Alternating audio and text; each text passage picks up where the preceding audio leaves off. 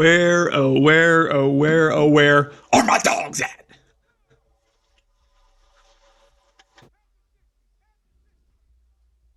Let me know. Let me know. Right here, right now.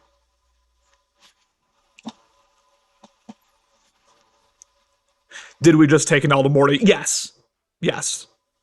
Are we going to bounce back from that L? Maybe. I don't know. I mean, a little inconsistent right now. But what I do know is that we're going to have some succulent gameplay on BLN starting in just a couple minutes. It is Alan's Seahawks. It is Dan's Tampa Bay Bucks. About to row the boat.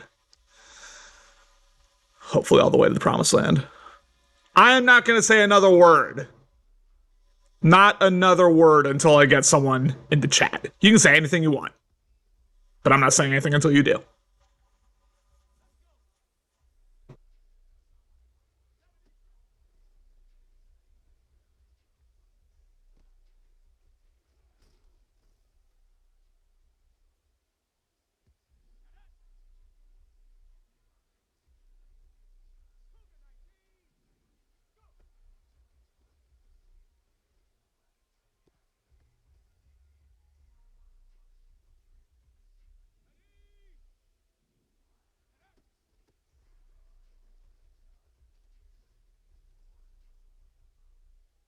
Thanks, Marty. I don't know if you heard me. I said I'm not saying another word until someone puts something in the chat, and I appreciate you putting your zeros in the chat. Ooh. I always love judging people off of practice mode. Even though the crazy thing is, I was throwing succulent dots in practice mode before our game, Morty. Succulent dots. I felt so good about myself. And then Armstead showed up. And then Bosa showed up. And then Fred Warner showed up. And suddenly I didn't feel quite as good about myself as I did before. The pregame vibes are immaculate, Morty. I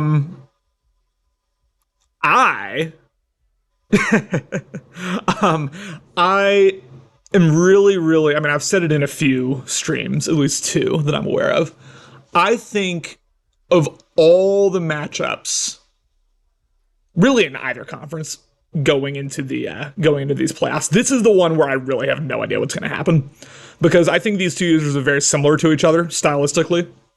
The only real, I guess, advantage I see in this game is just the fact that the Seahawks team is better. Allen just has more weapons to use, frankly, on offense and on defense. Although, that Bucks wide receiving core isn't exactly terrible, and he has Cook. But I'll be really interested to see how Dan is able to throw the ball against a truly elite secondary, including Sauce Gardner, including Tariq Woolen, including a 6'5" rookie corner whose name hopefully I'll learn during this commentary. Because on paper, the way you beat Allen and the way you attack Allen is you run the ball and then you run it some more.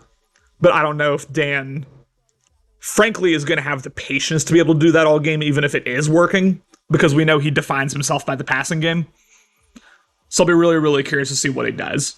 And on the other side, with the frustrations around the run defense that Allen's had, I'll be really interested to see how much he stacks the box, how much he kind of sells out and trusts his DBs, maybe on islands. Which against Avery McCullers, against some of these other dogs on the Bucks, even with Sauce Gardner and all of them, you're taking a big risk, man. You are taking a big risk. I think right now it's just Morty and Cloud in here. But you know what? That's fine. I'll play to a small crowd. That's okay with me.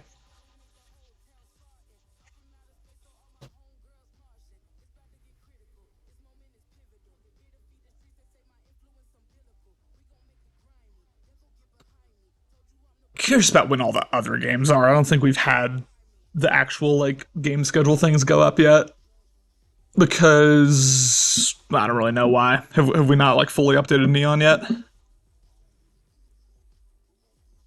Thank you, Lucky and Dan, for putting your hamsters for putting your hamster emojis in there. That really is what I am. Although shout out to Dan real quick, man. Shout out to Dan not only for calming my game against Morty, but I mean, he was waiting around for a good half hour while the servers were down. He could have very easily just packed up and left. and said, calm your own damn game. But he stuck around and he put on a show for the people, and I really appreciate that.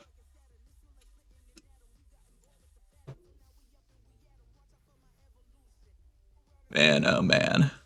Yeah, Markel Cook, Avery McCullers, those are gonna be the two guys. They both have double me. That's a little toxic, but I'm here for it.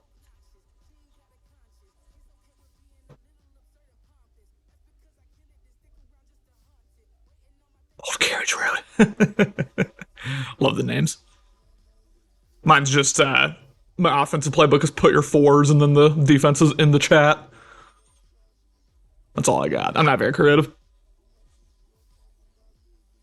Also, let me know how the audio is. I like a schlub.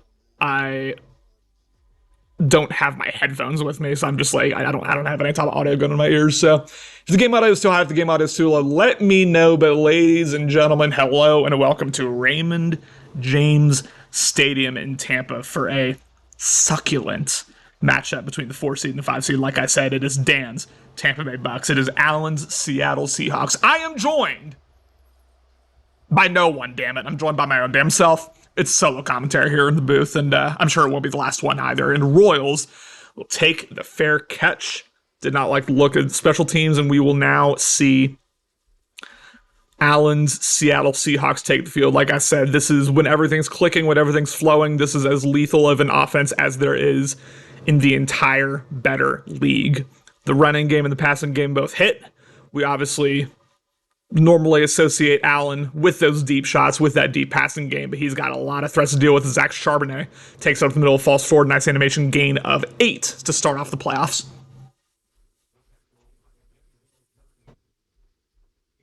We have to take a look at this Tampa Bay Bucks secondary. I'm not really sure, if they've any ability corners, like what their safety situation is looking like, because at the end of the day, it looks like they do have the free safety at the very least has abilities, but anytime you leave DK Metcalf on an island, you're taking a big risk, as we have, again, another handoff. Didn't really know which lane to commit to there. Tried to cut outside and then back inside. Ended up choosing neither, as we have our first third down of the game. I would also love to get, I'm asking a lot of questions from y'all. I would love to know your predictions, ladies and gentlemen. LMK.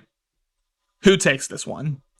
I would give Allen the slight edge. Purely off team is Charbonnet. Oh my God, a little lucky there to fall forward. For the second straight time, he kind of ran just like right into his offensive lineman, but able to get a nice animation, able to fall forward as we do have a first down. 3 straight runs. 3 straight runs. And with this offensive setup, it may be 4 straight runs.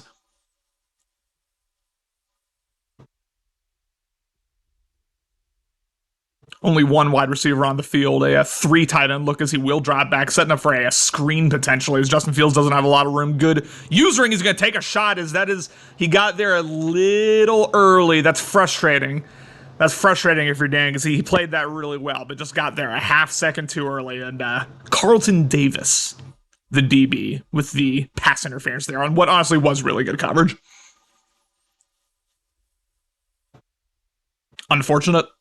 Unfortunate for Dan, but he's got to shake it off here. Seattle already on the edge of field goal range. I mean, frankly, it's Madden. He probably is in field goal range. McClellan, Metcalf. He's got a couple of other nice guys in there as we have another power look. Charbonnet.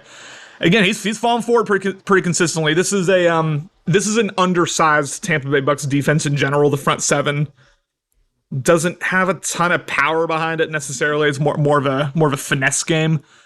So if he's able to kind of get Zach Charbonnet running downhill, that could be tough, as we have a 5-man rush, immediately dumps it off. This is Landers, the converted wide receiver, also the kick returner, typically is Landers, but Justin Fields with his first recorded pass of the game, able to take it for a gain of 17. Allen might pull away late for the dub. Yeah, I expect this to be competitive. I don't expect either user. I mean, frankly, I think they'll both play better than I did in our game. But ultimately, yeah, I do have Allen winning this one, I think. Like I said, it's going to be real interesting, though. Got to stop DK and attack Allen's front 7. Yes, absolutely. Yeah, I was talking a little bit pregame about this is a pretty gettable run defense. And it's really, to me, it's mostly about whether Dan has the patience to keep attacking it over and over. So we have a draw against a 3-man front, able to fall forward again to Zach Charbonnet, but not able to get a ton. 5 for 20, 5 for 19 here. We have another third and medium, but Allen's doing a pretty good job of moving the ball on first and second down here so far. He's not really getting himself in any dangerous situations so far. Look at these guys actually like setting their zone drops. I could never. I don't know what the fuck's going on with all that, but 3rd and 4 is Dan. Really, I don't know what he's trying to bait Allen into doing here with his front, as he will once again drop back and takes a quick slant shot as Metcalf falls in. They're going to give him the touchdown. I don't know. I'm pretty sure he got in. But for now, DK Metcalf able to fall in with another nice animation. And so far, these Allen-led Seattle Seahawks are fighting for every single yard, whether it's the wide receiver, whether it's Zach Charbonnet, it does not matter. A nice drive for Allen to start things off. 8 for 75, and Dan gonna have to bounce back because now we're gonna see Morgan Rowe take the field. We already saw one rookie quarterback get his first ever playoff win in Deion McMillan. Now it is gonna be the number 1 overall draft pick, Morgan Rowe. Hashtag row the boat, ladies and gentlemen. Will he look efficient, composed, calm like he has all season, or will the playoff jitters get to him? We will have to see. Like I said, 2 lethal wide receiving threats in this game. Avery McCullers, Markel Cook. They are both guys you're going to need to look out for. Those are easily the 2 biggest wide receiving threats on this team. As he drops back to Bobby Wagner, has the flats wide open, goes to the flats. This is the aforementioned Markel Cook who gets cut stuck, but able to get a gain of 18.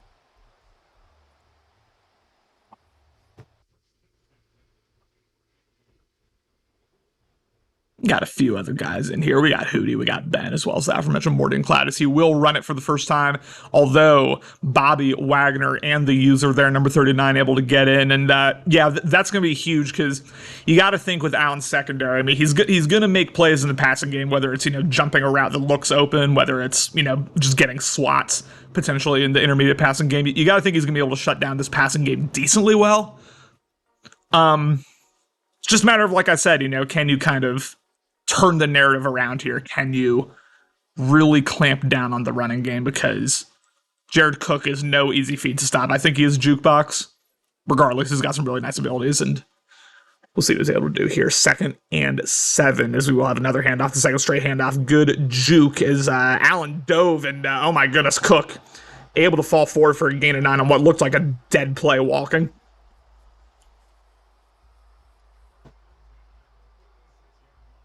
That's tough. I mean, it's, do you click off? Do you click on? Do you go for the hit stick? Do you not? These are all the kind of split-second decisions you have to make. And there, Allen went for a bit of an early hit stick, and it cost him. Morgan Rowe with trips to the right here to the far side of the field, as he will drop back. 4-man rush gets bagged up. Morgan Rowe, some nice pocket presence. He will throw it away. Did not like what he saw as Matt Weiner goes down.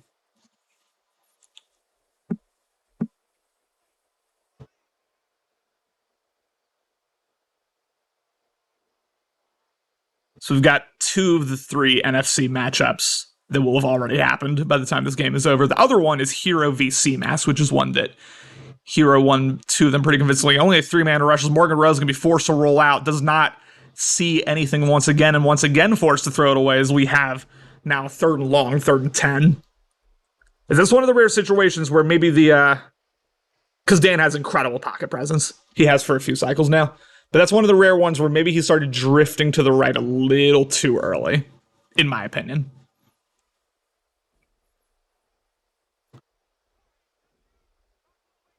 A lot of routes on the field here. This is very interesting. It's Morgan Rowe. Again, with that threat detector, going to know when the blitzes are coming, which is very clutch in this situation. So he will drop back, knows the heat's coming, but the heat gets through anyway. Morgan Rowe goes down. Abdullah screams through the A-gap, able to bring him down, and again, despite that threat detector, not able to get it. Listen, Hootie.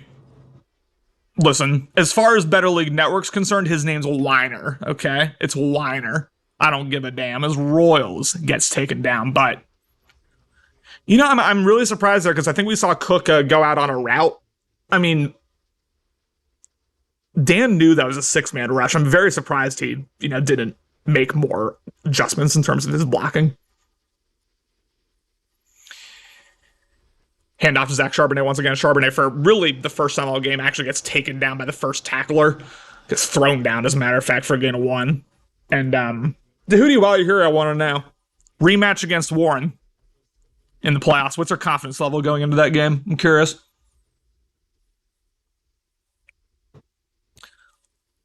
Justin Fields, once again, making a series of adjustments. He will send a man into motion. Tyler Lockett, who I honestly forgot was on the... For some reason, I thought you traded Lockett, but Lockett's still on the team. That's a nice slot threat to have, as he will once again drop back good. Intercepted by Darby. As will this be a pick six? It is not, as that is exactly the type of momentum-changing play that Dan needed. Really nice usering with the DB, and Allen tried to test it. Comes back to bite him as Tampa Bay gets the ball back in the red zone.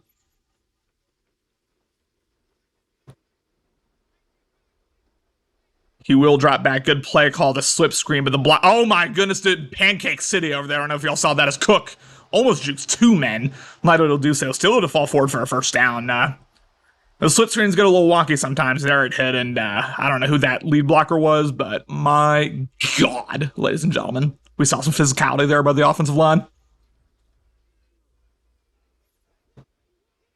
You run against this look all day, in my opinion. All day, as we have a touch pass, and when I said run, I meant like an inside zone, but that's fine too, as we have a cut stick and a gain of 2. And this was a big storyline in my game against Morty. Red zone efficiency, which Morty had and which I did not. So we'll see whether Tampa Bay is able to put 7 on the board here.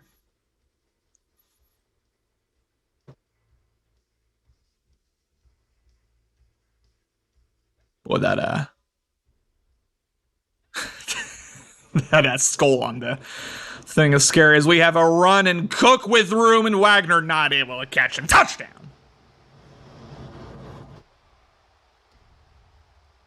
About 50-50, my defense can't stop much, so I'll have to match his scoring, which will be... Oh my goodness. Oh my goodness. Well, we did not see scoring get matched there, as an extra point on a clear night. Sails wide right. That's unfortunate. So we have a kick return from about 8 yards back in the end zone. He likes the way the blocking sets up, and I did... Ooh. I was about to say, I like the way the blocking sets up too for a second. And he was able to shed a tackle, but not able to get it done. We saw a really nice, long, sustained drive by Seattle to start the game off. We'll see if he's able to put another one together, as a little bit of nickel he comes out in, as we have a stretch. Charbonnet, in my opinion, could have hit the outside and broken that for way more yards, but Charbonnet not exactly a speed back, as we have the end of the first quarter, 7-6, Seattle.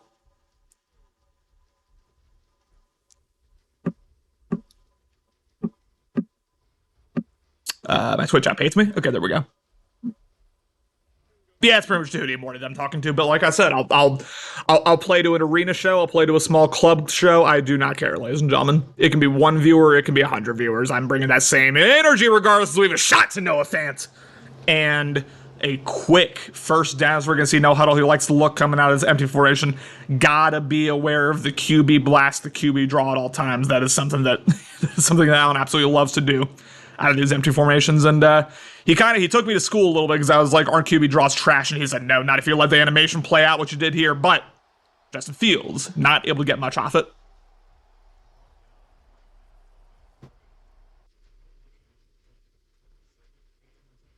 Really nice job by the user, by Dan, to really close down and prevent any type of lanes from developing there on that QB draw. And 2nd and 10, I mean, it's very rare that you're gonna get Allen in a 2nd and long, 3rd and long situation. Gotta execute when you do, as the, again, converted wide receiver is in the backfield, which I pretty much, if he wants to run with Landers, by all means, as we have a quick shot to Landers, breaks a tackle but not able to break the second, gets it to a far more manageable 3rd and 2, and that is an early storyline developing. Seattle doing a really, really good job of putting themselves in 3rd and short, 3rd and manageable situations.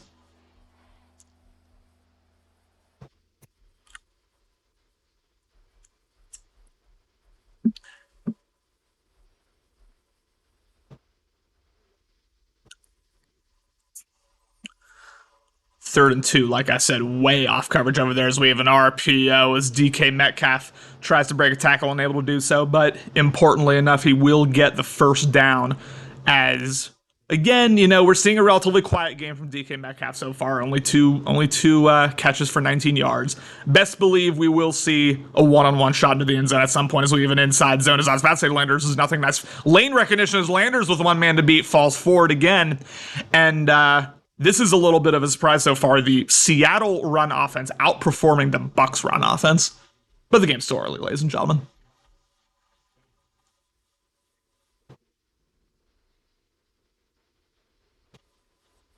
All out of sorts is the defense right now. Allen letting him set it up as we have an RPO, is not going to have any type of blocking as Antoine Winfield able to get through there and prevent what could have been a touchdown, honestly, because the other man was locked up, 2nd and 7.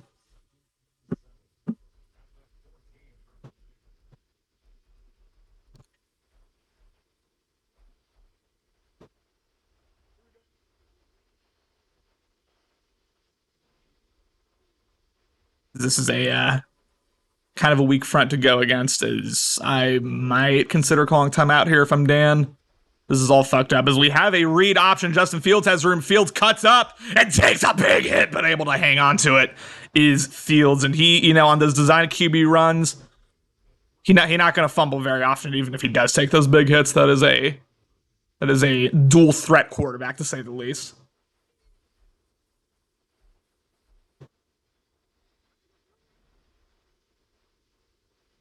What do I always say? Disguise your coverages, as we have an RPO once again as he read it and knocks it out. Geno Smith out there? What the? Did he? Huh? I'm confuzzled. I'm wondering if Justin Fields had like red stamina after that big hit he took, and so he wanted to sub him out for a play. That's what I'm assuming happened there. No other reason put him in as we have a 2nd and goal is that he gets screamed at by the user Kalijah Cansey, the rookie out of Pittsburgh.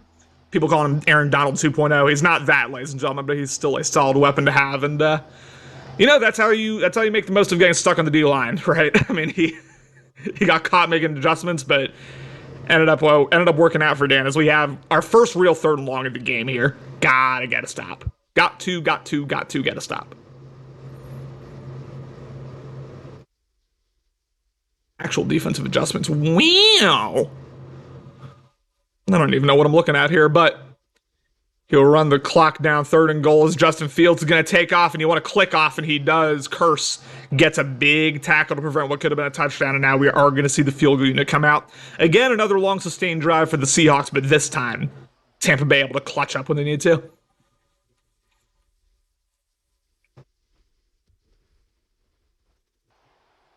And 6 with 3 minutes remaining in the first half is both users to some degree still filling each other out. We're not seeing a lot of deep shots. We're not seeing a lot of aggression. We're not seeing, the type of, I'm not going to say recklessness, but the aggression. We're not seeing the type of aggression that we normally associate these two offenses with. And sometimes that's playoff football for you. You want to kind of value efficiency over all else. And we're seeing that so far as Cook wants no part of that return, as we will see.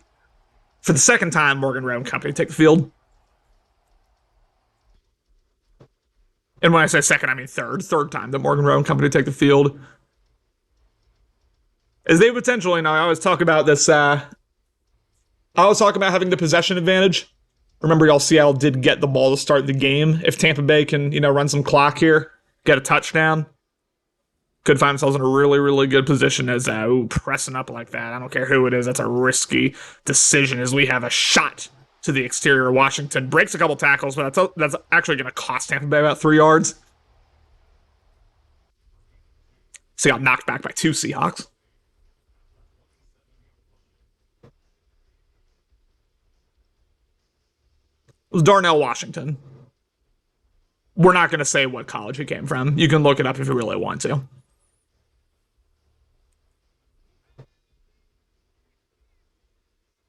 Second and 8, press coverage for definitely not the last time we're going to see that. Is he's got two nice deep threats out there. As he's going to use Abdullah, but not able to keep up with the zig. Got caught up a little bit on the offensive line as Morgan Rowe once again able to find a nice Alex. All right, hold on.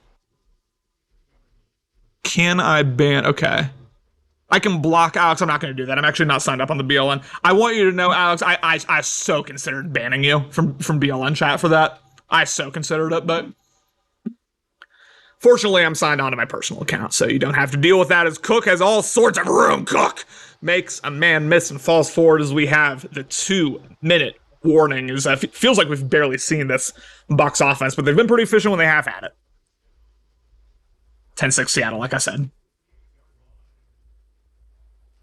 No, Alex, actually, what's wild is that you would dare post that in my chat. That's wild to me.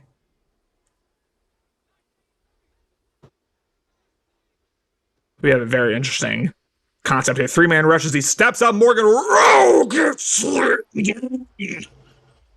sheesh. Great pocket presence, but he took a step too far and ended up having to run. And man, that's like the most worthless animation in the game because it never ends in an injury. It never ends in a fumble. It's just aesthetic, right? But I still like it. I still like seeing it. Okay, we're seeing a lot of nickel double A gap. He ends up bringing the linebackers down. I don't care. I'm still running against that as we have in our RPOs. Cook makes a man miss, and look out. Cook has the sideline open, ends up taking it to around the 22-yard line, as we're going to see. Again, Tampa Bay continue to move the ball here. But Alex, while I have you here, and while you're watching this game, whomst out of the AFC playoffs, whomst are you most worried about preventing you from going on another run to the Super Bowl? Let me know. LMK. Minute 20 remaining here. Got a lot of crossing routes on the field. Got to watch that wheel, although he does audible out it. Well, he has a wheel on the right side as he may end up having it. No, good coverage over there. Really good coverage in general. Nothing's open as Nwosu, the IRL Seahawk, able to take down Morgan Rowe. That was just clamps, is what that was. Nothing was open. Okay, Alex, talk your shit. That's fine. It's fine with me. Listen, if 7 seed, I know Dahoody's in here. If 7 seed Dahoody comes to town, watch out. Talking like that. So we have again a 3-man rush as he sent. Oh Lord! You know, I don't think the read was bad, but the throw was bad, and it nearly led to a pick. As I might consider running this. I don't know how many 3rd and 23 plays you have in your playbook, even if you are Dan. Although I guess it depends on the look, right? That threat detector's nice. Tell you what. Is if he can just get a little bit of blocking, something real nice might set up here. Just a skosh as he will drop back as Morgan Rowe roll. Woo! Little lucky that he wasn't sacked there. Could have knocked him out of field goal range, but instead Chase McLaughlin is going to take the field and likely make this a 1-point game. You know, and this is not the first time this has been brought up, but threat detector's kind of cheesed on those field goals too, because he could have done a fake field goal there if he wanted to. Now 4th and 23, that's crackhead energy, but just keep that in the back of your mind for later in this game, ladies and gentlemen, because we've not seen a coach's decision yet. Oh my goodness, it's Royals. The Royals catching a fly ball there. That was awesome. 33 seconds, 3 timeouts. How aggressive does Allen get? I expect him to at least try to go for a field goal here. Warner, Dahoody, yeah. I mean, Warren's a dog. We know this. Dude is a dog. We know this. So I hear what you're saying. It's great analysis out of me, huh? Like, Warren's a dog, Dahoody's a dog. That's really all I have to say about it. Play action, which I don't know what you're gonna bite on as we have. Metcalf had a step. That throw out a sack could have gotten a little hairy there for Allen, but harmlessly falls to the ground. And now, I mean, you could, if you get another stop here, you could call timeout if you're Tampa Bay. Try to get the ball back with 15 seconds left. That might be a bit optimistic, but we'll see.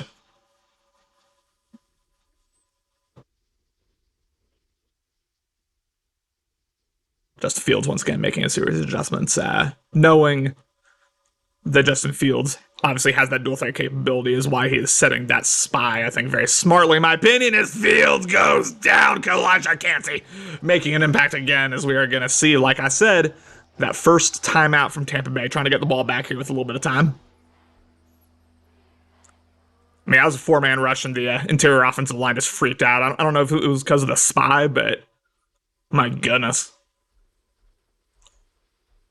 This is definitely a much higher quality game than Mine Morty's was. Oh, man. I looked back at the Neon. It combined 8 turnovers. That's rough. That's rough. But I'm Team Morty, ladies and gentlemen. Don't get it twisted. Please don't get it twisted. He's going to brutalize the rest of the NFC. I promise you, as he will. Drop back. Justin Fields going to step up and throw it into coverage, intercepted by Claiborne. And will this be a pick six as he gets a... Oh, jeez. What the fuck did I just see? Oh, I'm lightheaded. Oh, I'm lightheaded. I need some water.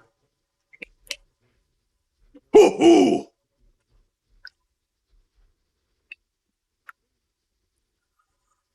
Oh.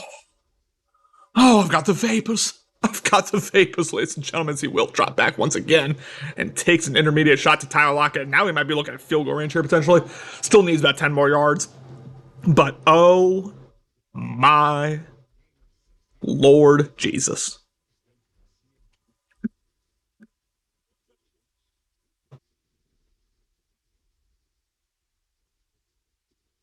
Just Fields will drop back. You want to guard the intermediate route. Says he's going to take a shot. Metcalf able to get the ball and able to get down with enough time on the clock. So after all that drama, after the interception, after the fumble, it will end up being a Seattle Seahawks field goal to most likely make this a 13-9 ball game. And it's been action-packed so far. I was about to say, I don't know why you're coming out safe here. It's on the 30-yard line. If he wants to run a fake from the 30-yard line, by all means. 13-9 Seahawks as we approach halftime. Matter of fact, I'm going to shut up for 30 seconds and post a score update in streams. Halftime. Seahawks 13, Bucks 9, and then a football emoji. Yes, sir. Yes, sir.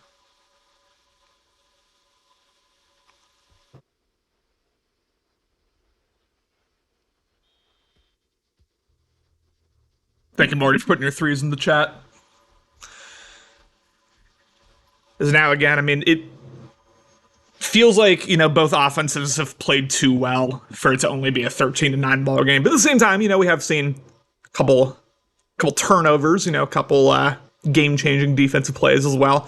It's just been a fun, entertaining game. I mean, I wouldn't say either user, as we do have an intermediate shot here to Markel Cook, who's finally making his presence felt in this game. I wouldn't say either user's playing like insanely well, nor are they playing badly. It's just, it's a solid performance from both of them, and we're gonna see who really can kind of elevate their level here. That is something to look out for here. Morgan Rowe's pocket presence is A1. He's got the pocket presence of a 10-year vet. This is Morgan Rowe. It's very impressive as Morgan Rowe will drop back, has a spy set as he's going to roll out and throw it away for, I believe, the third time today. Setting up for a bit of a bomb there. I'd like to see Cook get a little more involved. I mean, I tell all 32 users, I would tell to run the ball more. So you can kind of take this with a grain of salt. But, it's not like he's giving you the most stacked boxes in the world. I would continue to exploit this as he will drop back. Has A open, goes to A. This is Darnell Washington, former, as he will take it to the 30.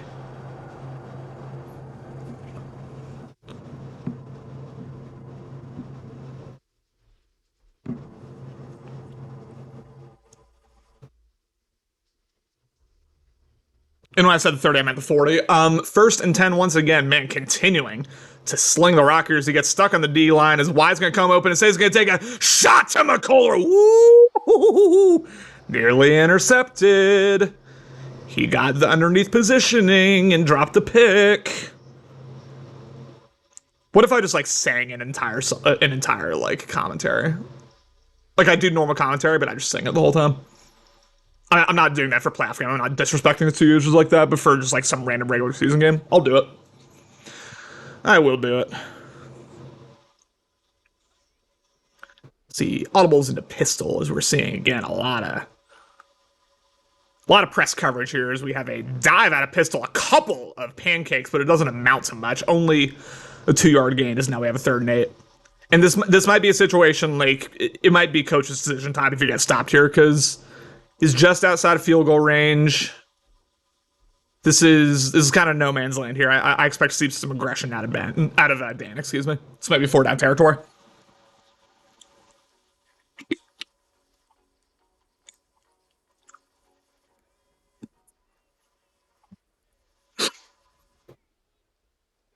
Again, setting up a nice setup. Here's Morgan Rhodes going to drop back in pocket once again. He will hit him on the cut as Sauce Gardner with the acrobat ends up selling a little bit. Cook with a nice rack gain of about 20 there as we're going to see him once again get it into the red zone. As Rowe does not look scared of the secondary. He does not look scared of the moment. He is playing calm, composed, locked in, dare I say.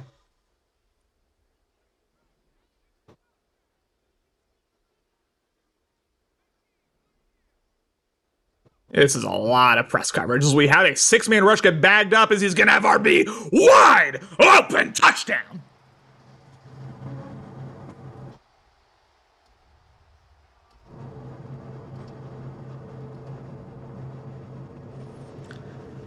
Gave himself just that little bit of extra space by backing up a couple yards. Made sure that wasn't an under pressure throw. Had Cook wide open. The 6-man rush.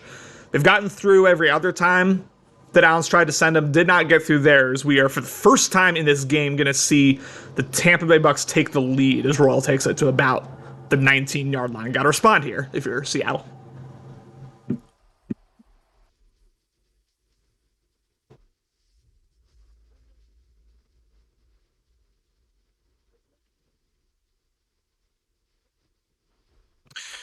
Just Fields will drop back, takes a shot into coverage, but Noah Fant, the big boy, the big tight end, able to come down with it, use his body to shield the safety and get the aggressive catch animation. We're starting to see a little more, I was wondering when both users were going to open up their playbooks a little bit. We're starting to see that, and we're starting to see it pay dividends.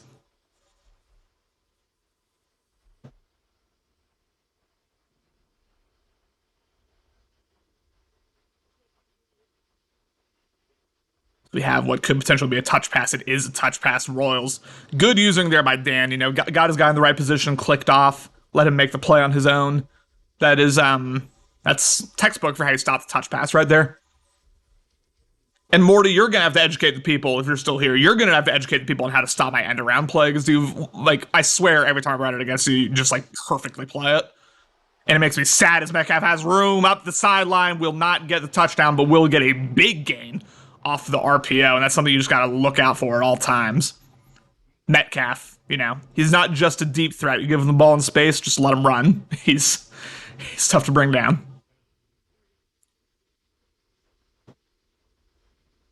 Shout out Buda Baker, he certainly knows that as we have 1st and 10 again. Another RPO, although it looks like the end was going to play it. It's Tyler Lockett in his room, and he will hit the edge. Touchdown.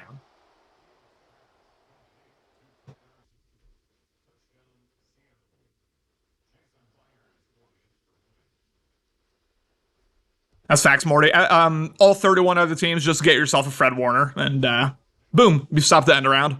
And apparently, my entire running game. Womp womp. 20-16. You know what was sad, Morty? I'm going to talk a little bit about our game. What was so sad is, I ID'd Fred Warner on pretty much every inside zone I did. On every inside run, and he's just such a dog. It just didn't matter, man. He would just get around my lead blocker. And even if he didn't get around it, he had some really nice reach. It was tough, really demoralizing. That's probably the worst game Northcutt's had in his career, honestly. But you also played really well through users. Covington, an interesting kind of personnel decision there, not giving it to Cook instead of giving it to Covington. Gain of 2. Tampa Bay going to have to respond here.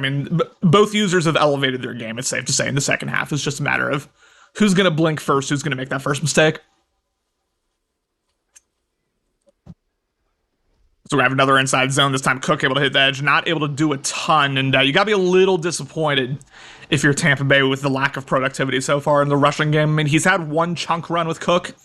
Beyond that, this much maligned, much criticized Seahawks front seven is they've stepped up really nicely. Got to give them their credit. Again, ladies and gentlemen, threat detector. I'll be curious to know if Allen is aware that he has threat detector, because he's really. I mean, we've seen this a few times now. Only three-man rush. He will drop back. Morgan Rowe ends up having Y open, goes to Y. This is, again, Markel Cook, who just keeps getting these yards after the catch. Dan just keeps finding ways to find him in space, as you see up there. 7 for 116, ladies and gentlemen. That is no fluke either. The AI are showing up here in Tampa Bay.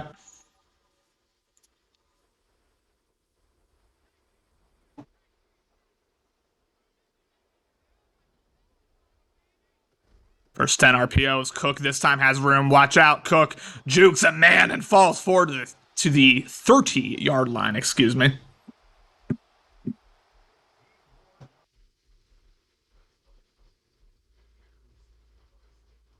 Some of these bot names are crazy, like A Lonely Girl. I mean, Christopher EC241A2, Commander Root, Draft Snap, Donk 7. I appreciate y'all. We're going to have look out, intercepted by Bobby Wagner. And I think that was holding too.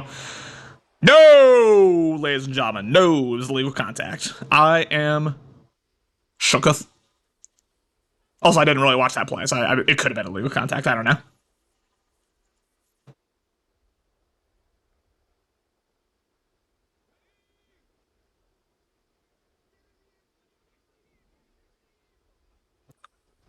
He will go once again. RPO is the he had a lane to the outside, didn't want it, instead tried to cut it back inside. Cook's still able to fall forward there.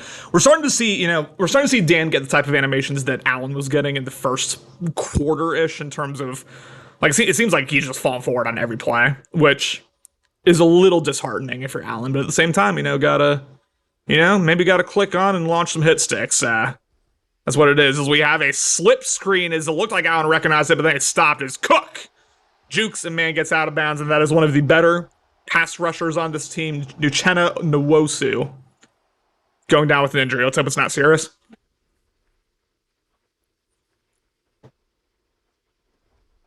RPO does not have any type of blocking, and Cook's going to go down. Like I said, falling forward, man, that's an extra 3 yards, and that's a diminutive wide receiver. That's a little disheartening, a little frustrating for Allen, because he played that perfectly. Although Tariq, that's actually how Tariq Woolen tackles in real life, so can't be too mad. It's personnel he got. Read option. Cook has. Oh my God! Is Cook just? Yeah, that was Markel Cook that just sold the shit out of him there because he had a wide open lane.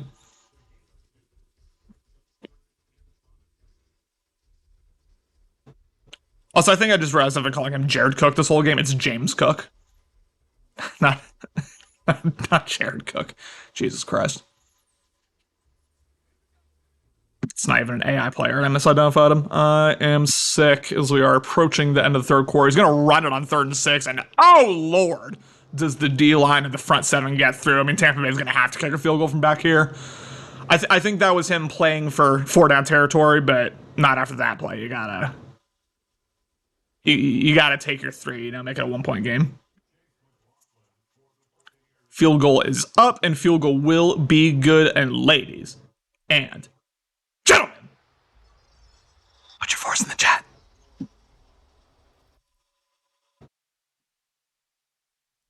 Oh, Morty got there just before I did. Thank you, Morty. I mean, you've put your 0s, 1s, 2s, 3s, and 4s in the chat. I love it. I love the dedication. 2019, as we are setting up for a potential classic playoff game and playoff finish here. Both users locked in on offense. Both users have a good feel of what they want to do. It's just a matter of who is going to execute here. In the final 8 minutes of this game is Justin Fields in a tight formation. He will drop back. Ooh, Perryman could have changed the game there with a pick.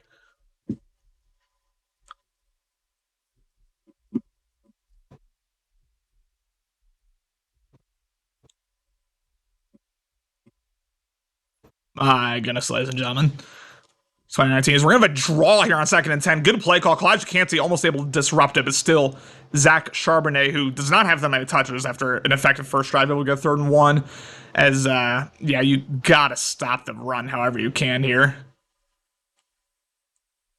It's like timeouts are so valuable. I might call timeout here as we're going to have an inside zone. Yeah, I mean, the Red Sea is going to part against that front. An easy gain of 15. I would have no huddled again, truthfully, if I was Seattle.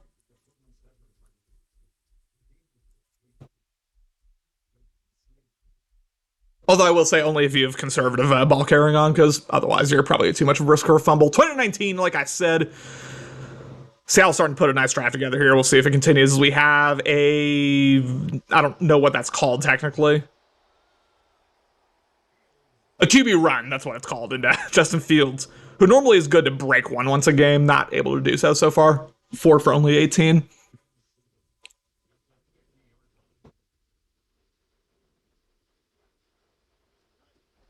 Read option is this might be the one that Justin Fields breaks, although he does not have the angle. Really nice play there by number 28. Really just made sure that Justin Fields had nowhere to run with the ball. I was there talking shit. Oh, Jesus.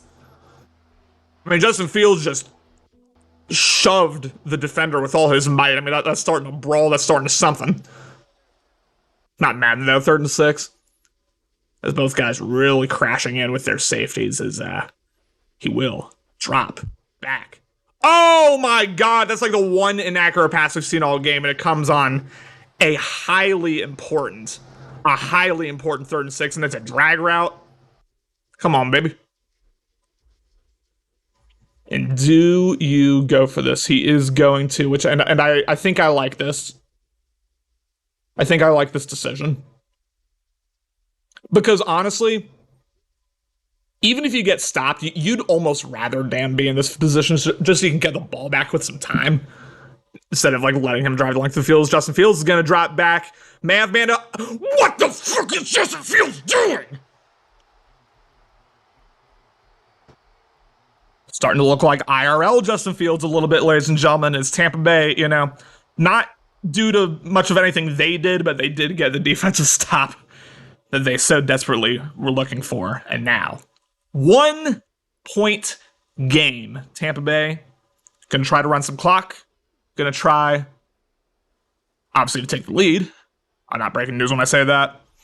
Handoff. Cook hits the outside, able to fall forward for bad gain of 3. And it's kind of an awkward situation here for Tampa Bay. Actually, being down 1's kind of weird because a field goal still makes it like if you only get 3 here, then Seattle can just kick a field goal and win the game. So you're in kind of an unfortunate situation. Here's Cook able to hit the outside despite not a ton of speed. Oh my goodness, Cook with a little bit of wiggle stick and able to fall forward for the first. Can you tell I've commentated a lot of games recently? All my brain's fried. Oh my goodness. But we're locking in here with 5 minutes remaining in this one.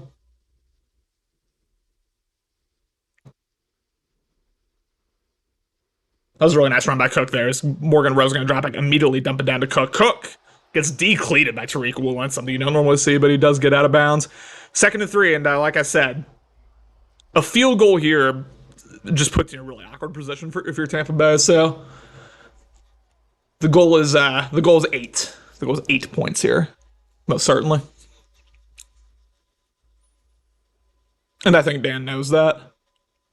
I don't know if either guy. Well, as we have a touch pass, which both guys are utilizing a lot. Cook able to bounce off a couple of men, able to get the first down, and the time continues to tick for Seattle.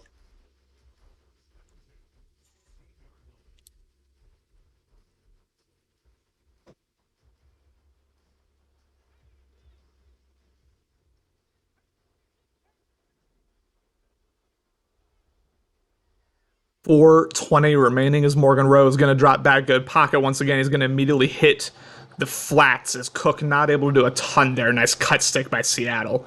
Time continues to roll. I think Tampa Bay can only get one more first down, so we know that Seattle's going to get the ball back with a decent amount of time. It's just a matter of, will they only have to get a field goal or will they have to drive the entire length of the field? We shall see.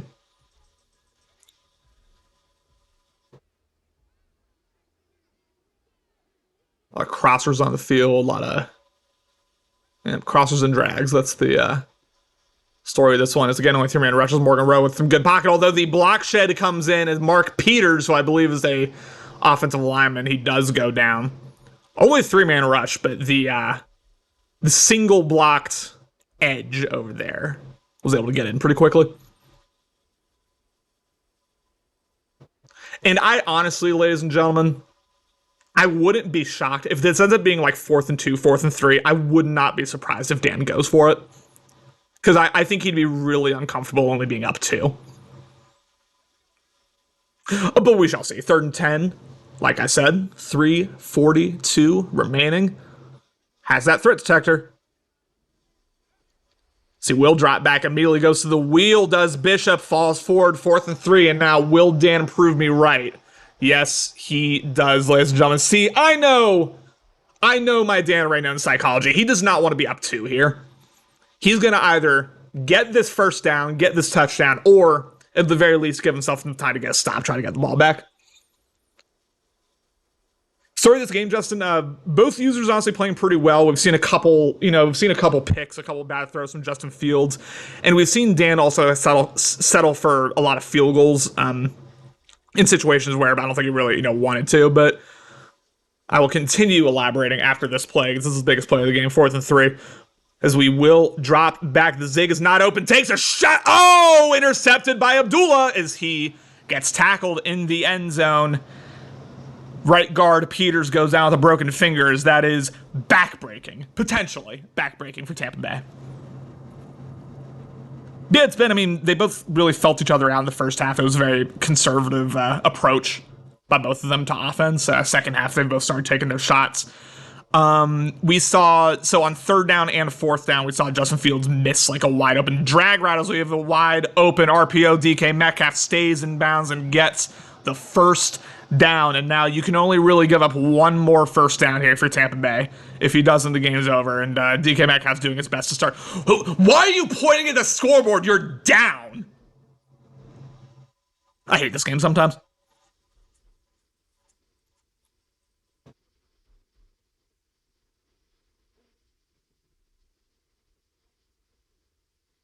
Welcome to the chat, Justin. 3 minutes remaining, and this one might be setting up for a classic finish here. Like I said, an outside handoff. Charbonnet has room. Charbonnet with a little wiggle stick. 2nd and 1, and I think Dan would have almost rather just given up the first down there. See, is going to continue to let the time roll down. This is quickly getting bad here if you're Dan. Quickly getting bad. 2nd and 1 is pretty much worst case scenario there.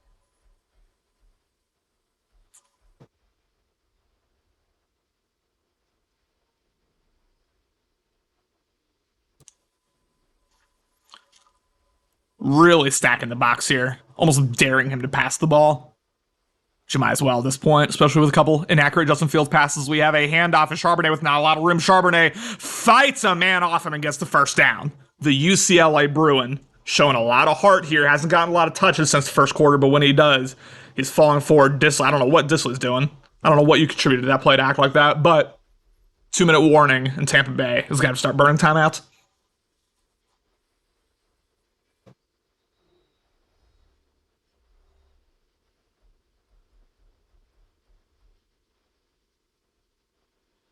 And now another first down ends it. So, like, you have to kind of go a little balls to the wall here with your defense. We're going to have a speed option who I was a little worried is going to pitch it into the defensive end there, who did play the running back.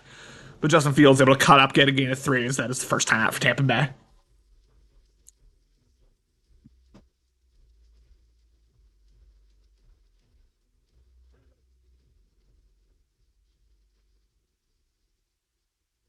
We might see some aggression here out of Justin Fields and company. I'm expecting it to at the very least be an RPO, so you can give yourself multiple options if the running threat's not there. He's gonna drop back here, has a man wide open instead. Oh my God, Justin Fields is selling something hard, but the right side of the field, the wheel route was wide open, and honestly, that corner route was open too. Just Justin Fields threw it like 10 yards out of bounds.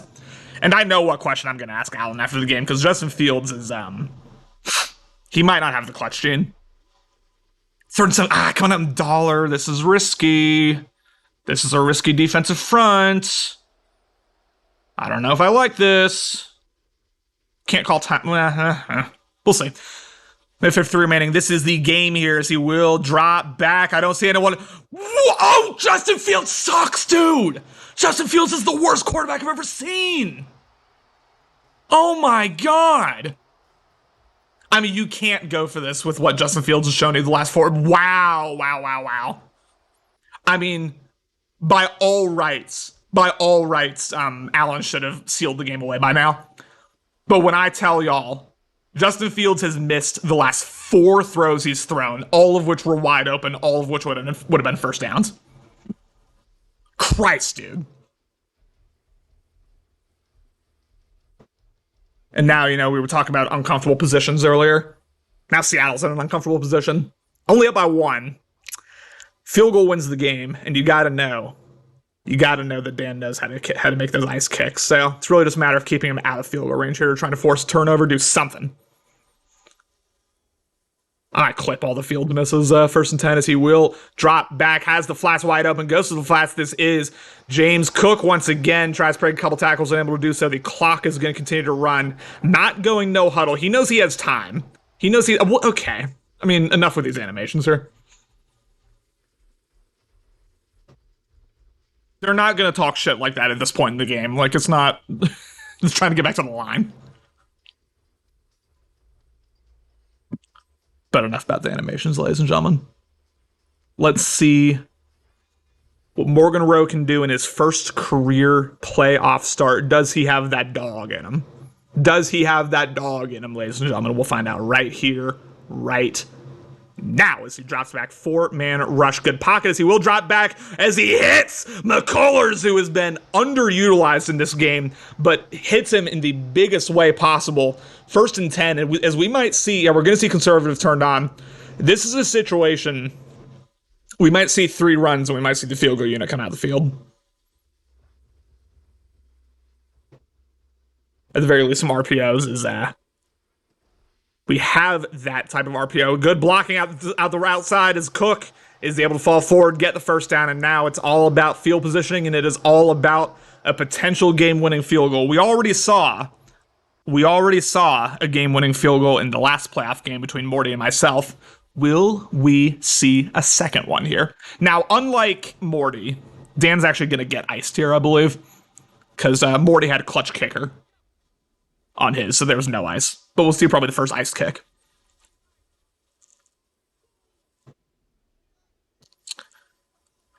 Another RPO setup. He will get it as Cook.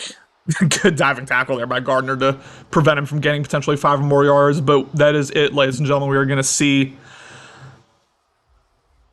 him bring it down to about 3 seconds remaining.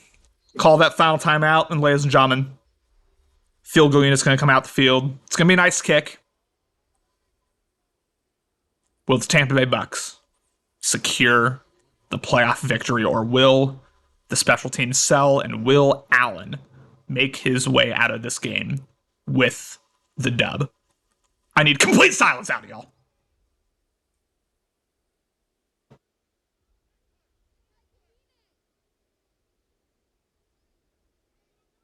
Deep meditate. Oh, he is clutch kicker too. What the fuck? All right. Well, this is a lot less exciting. At this point, you pretty much just got to go for a block if you're Allen. His kick is up, and kick will be good, as that is it. The Tampa Bay Buccaneers are going to advance. The 4 seed takes care of the 5 seed here as Dan gets his first playoff win of the cycle.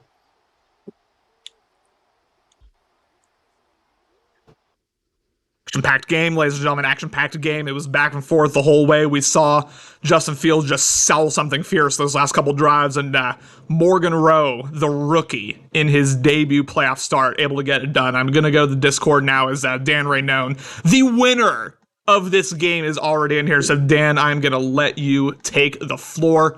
How are we feeling? How are the vibes?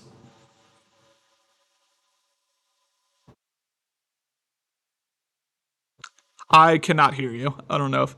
Oh, it's because Wait. Alan, can you try to talk for me real quick? Oh, God. I can't hear anyone. Shit. Oh God.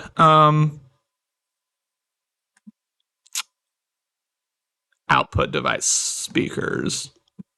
Okay, we're good now. Not thinking here. We're good now. It was on my end. It was my end. Daniel, how we feeling? How are the vibes? Like I said.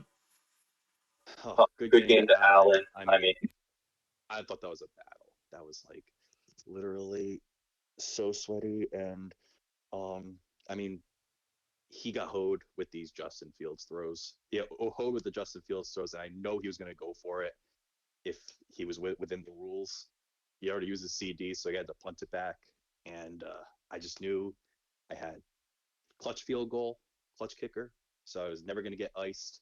I was a little nervous because I missed an extra point. That was all my fault, not even lag or anything. So just glad to come out with a win. It wasn't perfect, but did it. The storyline, obviously, Dan, is going to be, Morgan Rowe walking into the home environment, coming away with his first playoff win. I want to, shift the league's attention to another AI player. Markel Cook had himself a night. It seemed like, it seemed like he was your first read most of the time. A lot of, kind of short intermediate routes, drags, crossers. It seemed like he really just did a great job of getting him into open space and letting him cook. I just want to hear about the impact that Markel Cook has had on your offense this year and what he means to the Tampa Bay Bucks. Well, I definitively said very early on in the season that he was my best player.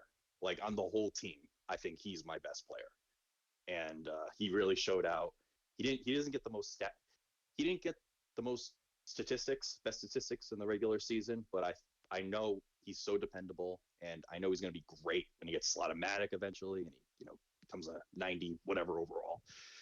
But yeah, he's phenomenal, and I mean he was torching Sauce all night. I mean Sauce couldn't cover him. He was just getting so much good separation. So I mean we wouldn't have won the game without him. For sure. My final question is, as you look ahead at these potential playoff matchups, we'll see whether Hero or CMAS wins. If the favorite in that game does win, if Hero's able to get the dub, you're going to play Alex, I believe, in a 1-4 game. Otherwise, if CMAS wins, you're able to play Morty. But talk to me a little bit about Alex and Morty and what you think about those two potential matchups. Yeah, I'll start off with Alex. I mean, assuming Hero wins, it's first week one. We played week one of the regular season, AT&T Stadium. It was a miserable day because everyone just came out of the draft very raw, and we just got floored by the Cowboys. And I felt that I didn't know if I'd have a good enough team this year to win. I might have a good enough team, but I figured at least by the time the playoffs come around, if we play them again, it will be a better day. I don't know if we'll win, but it won't be a blowout. Sure, man. I'll get back to you for final thoughts on this game. For now, we move over to Allen. Tough way to lose. I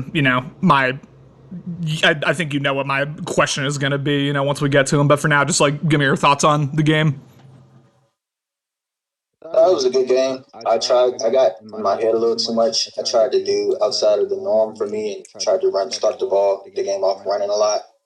I should have just stuck to how I normally play. Justin Fields lost me that game. No way around it. And 3 wide open throws he missed.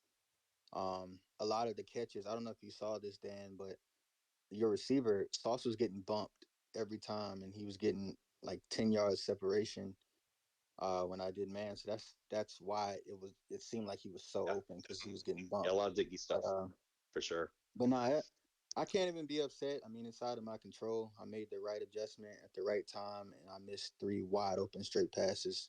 And so at that point, I didn't even call timeout because I knew it was over. But you played an amazing game. I thought it was a battle for sure. Disappointing loss because I feel like it was really out of my hands right there. But best of luck to you moving forward, man. And we'll be back next year. Continue to build. Thanks. Appreciate it. For sure. You kind of alluded to it. I want to hear more about it. Justin Fields. It seemed like he was he was really just perfect for the first 3 quarters. Couldn't miss a pass. The QB run game wasn't like super explosive, but it was moving the chains when it needed to. It really seemed like he was the guy, and then he chose the complete wrong time to just fall apart. Missed 4 straight throws, all of which were open, all of which would have resulted in first downs. Was that just like a total aberration compared to the rest of like what you've seen from Justin Fields, or does he have? It was, yeah. So he doesn't have like stretches like that normally. No, so here's what I figured out. So he has the paranoid sense of pressure, right? So I have the I don't know what it's called, the middle of the field dead out in between the numbers. So I've noticed he doesn't miss in between the numbers, but my sideline throws, it still triggers that sense of pressure. So hopefully he gets X factor so I can get fearless and sideline dead eye, and maybe that will make those throws a little bit better. But yeah, it's tough, man. It's tough. Like those are the kind of throws I would kind of harp about throughout the year. But yeah, it's tough, man. But it is what it is. I think Dan played a really good, efficient game. Um, Hats off to him, and we'll just have to, kind of build the team up a little bit, make some trades, get the D line a little better, and try to bounce back next year, man.